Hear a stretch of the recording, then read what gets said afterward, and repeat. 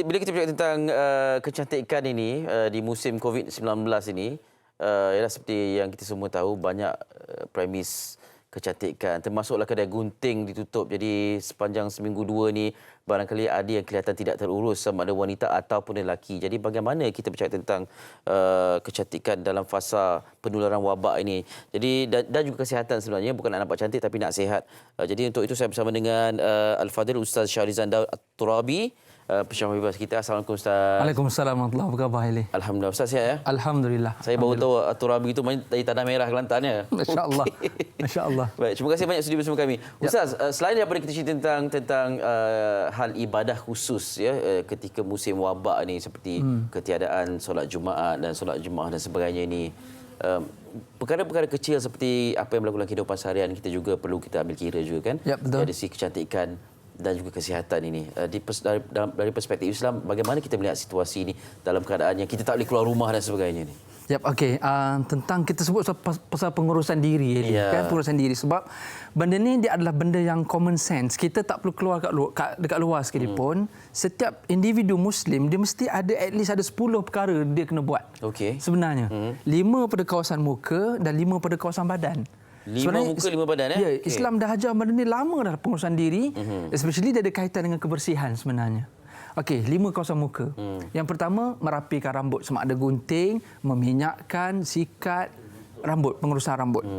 Yang kedua, nipiskan misai. Juga ada kaitan pengurusan diri dan juga kebersihan, kan, menipiskan misai. Yang ketiga, masuk air dalam hidung. Dia panggil istinsyak. Kalau kita buat masa wuduk kan, contoh kan, disunatkan ketika berwuduk masuk air dalam hidung. Satu lagi, matmadah ni berkumur. Yang keempat, yang kelima kat kawasan kepala, as-siwak, berus gigi. Okey. So benda ni pengurusan diri. 5 pada kawasan badan pula apa dia? Yang pertama, natful ibti, cabut bulu ketiak, underarm. Cabut iaitu yang paling baik berbanding cukur sebenarnya.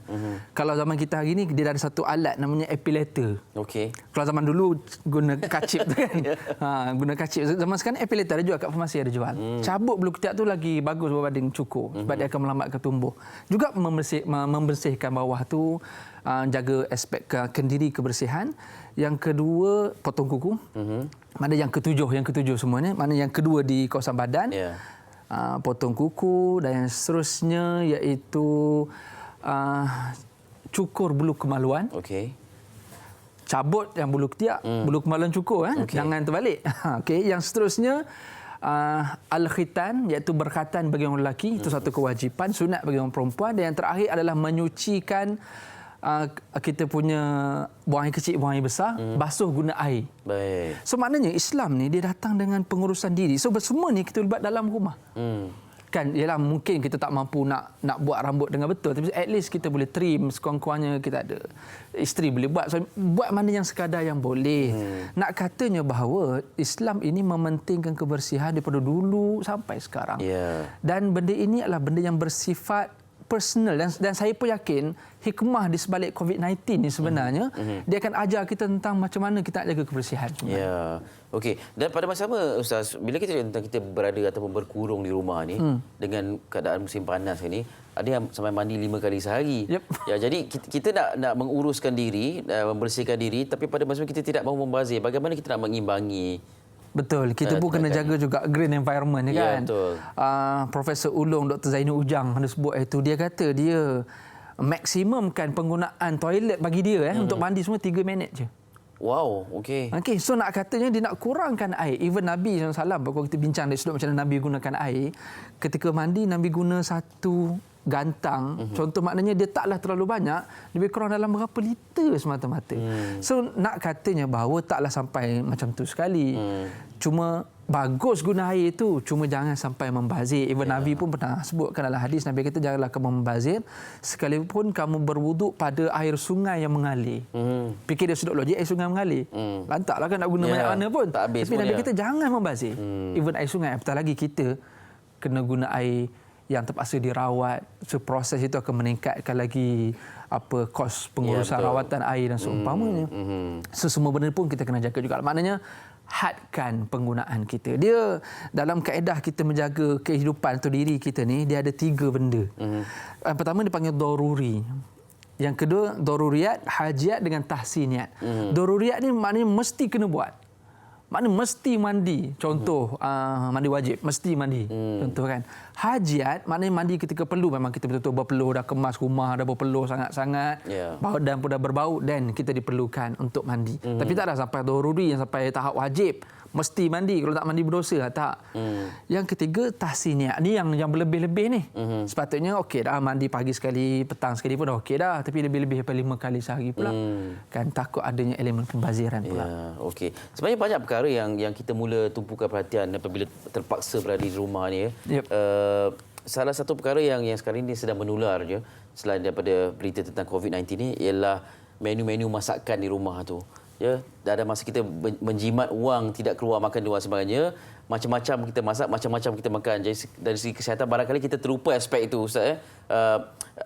Terutamanya dengan apa nama kopi yang tengah viral tu? Itulah. Betul. Sampai 3 sudu gula. Itulah dia. Okey. Dari aspek ni pula bagaimana? Sebab kita rasa kadang-kadang kita tak keluar rumah. Jadi bila bosan kita akan makan dan macam-macam sampai peti sejuk tu macam nak pecah dah. Ya, betul.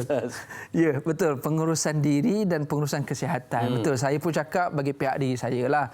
Kita pun semua orang risau pasal kesihatan. Kita jangan nampak yang kesihatan yang dekat luar ni. Wabak ni, kesihatan dalaman tu juga. So betul, saya sangat setuju benda ni. Kita takut sebab orang buat jadual makan pula ni kan. Betul. So jangan sampai terlebih makan. Ya, kita beli makan untuk tempoh seminggu, sekali punya 3 hari je tahan. Ya, maklum askar kat rumah ramai. Contoh kan. So semua orang fikir pasal makan. Ya, sekarang ni kesihatan kita kena jaga. Macam yang Ellie sebut tadi, ya, kita perlu ada makanan rutin kita yang betul-betul dibenarkan dalam syariat. Islam dia akan ajar pertama dia mesti halal. Yang kedua thayyibah.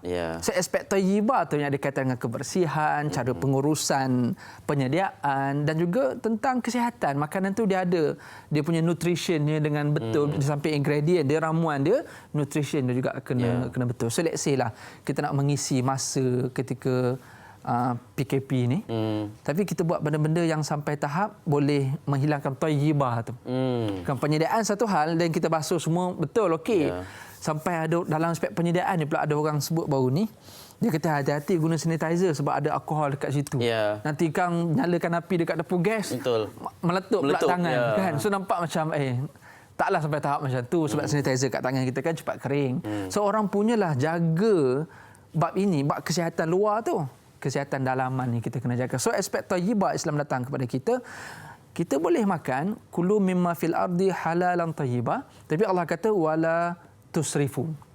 Ya bani Adam khuzu zinatakum inda kulli masjidin wa kulu washrabu wala tusrifu. Allah kata makan dan minumlah tapi jangan melampau-lampau. So dalam konteks ini kita nak makan apa, jagalah gulanya macam mana, kandungannya, protein, karbohidrat. Ya, saya bukan bidang itu untuk saya nak bercakap dalam bab fitness tu, tetapi kita juga kawallah benda ni sebenarnya. Wala tusrifu tu dia punya kaedah dia. Jangan melampaui batas. Ya, itulah kata kadang-kadang bila ada di rumah ni, bila masing-masing berkongsi menu dan hidangan, kita pun rasa tercabar dan kita pun nak buat sesuatu kelainan. Semua buat eksperimen kan? Semua buat eksperimen kan. Itu yang kadang-kadang kita seboleh-boleh tidak mau keluar rumah untuk beli barang dapur sekerat yang mungkin. Ya, betul. Tapi bila setiap kali masak, sekali tu kita hayun semua yang ada di peti sejuk, kita terpaksa keluar lagi lebih kerap. Itu betul, juga ada risiko memudaratkan orang lain juga. Okey Ustaz, kita bercakap tentang situasi nak menjaga kesihatan ni kan, dan awal-awal tu ramai yang berkongsi posting mengatakan banyak boleh banyak mengaji Quran, solat sunat dan sebagainya. Tapi bila dah melalui hari ke-5 ke-6 ni, ramai sedang cabarannya sebab berada di rumah tu kan. Jadi bagaimana untuk kita memastikan, sebab ibadah juga salah satu anjuran untuk menyihatkan badan juga bila bangun malam, solat sunat dan sebagainya. Bagaimana kita nak menguatkan diri kita untuk melakukannya? Okey, pada saya kalau bab ini saya lebih menjurus kepada EQ, iaitu emotional quotient. Jadi kita cakap pasal spiritual pasal kerohanian. Tapi kerohanian tu dia akan yang support dia adalah dia punya emotional, emosi dia. Dia takkan mampu nak semayang banyak kalau environment tempat semayang pun macam masih biasa je. Dia nak menghadap semayang lama tapi menghadap meja solid. Tengok dia punya bedak dah nak habis, tengok minyak wangi kan. So mengganggu environment dia. So hilang tumpuan dia. Dia nak solat jemaah tapi sejadah tak cukup, space pula sempit. So pada saya benda ni saya dah pernah sebut dekat beberapa tempat, kita design dekat rumah kita satu compound yang kita mungkin tak guna. Mungkin selama ni bilik tetamu, sekarang kita tak terima tetamu. Okey, design bilik tu, dekorkan dia, jadikan dia satu macam ruang masjid kita sendiri. Okey. Kita tak perlu Isra' Mi'raj ke langit macam Nabi. Kan sambutan Isra' Mi'raj. Kita perlu bermi'raj di tikar sejadah kita sendiri. Tak perlu ke Masjid Al-Aqsa. Kita hanya perlu di ruang compound mana-mana bilik yang kita tak guna. Kita berbisiklah di bumi, suara kita akan didengar di langit. So kita cari satu space dekat rumah yang kita boleh create emosi. Kan saya buat apa saya kena cakap lah kan. So kita ada peluang untuk kita nak kemas rumah lah apa whatever yang kita buat kat rumah. Apa kata kita dekor rumah kita supaya kita ada satu perasaan dengan environment yang support ini dan kita boleh dapatkan apa yang kita sebut ni. Kita semangat nak berzikir. Dia nak berzikir macam mana, nak semangat tasbih pun tak ada. Macam mana nak ada tapi pada dalam lemari mana entah. Let's say semua benda kelengkapan ni letak dekat satu compound ni. Dan jangan guna bilik tu melainkan untuk ibadat saja. So anak kena main pergi main tempat lain. Baik. So maknanya kita duduk di situ, kita akan terfikir untuk zikir, kita akan terfikir untuk Quran, kita akan terfikir untuk whatever benda yang namanya spiritual, tapi dia mesti ada emotional punya konteks dekat ruang tu. Tak ramai orang ambil ni berat tentang perkara ni sebab tahu asal ada ruang bentang sejadah, duduk baca Quran, solat dan sebagainya. Walhal di hadapan tu macam-macam gangguan yang ada kan. Jadi perlu ada satu ruang yang dikondusifkan untuk beribadat ya, sebab kalau spiritual kita sihat, emosi kita sihat, insya-Allah kita akan mengendalikan kehidupan seharian kita dengan baik dan dengan sihat. Secara automatik kita pun dapat menjaga perkara-perkara lain juga dalam berada dalam rumah ni. Ustaz, terima kasih banyak-banyak. Terima kasih banyak. Dalam jangka masa yang singkat ni macam-macam saya belajar hari ini. Terima kasih sudi bersama kami Ustaz Syarizan Daud At-Turabi. InsyaAllah kita jemput lagi Ustaz ya. InsyaAllah. InsyaAllah. Semoga Ustaz jaga kesihatan juga. Amin. Terima kasih semua. Mudah-mudahan. Kita nak berehat seketika, lepas ni nak sambung cerita tentang rawatan kecantikan ini di musim wabak ini, apa yang boleh dilakukan, apa yang kalau boleh dielakkan bersama Anim dan juga tetamu seketika nanti.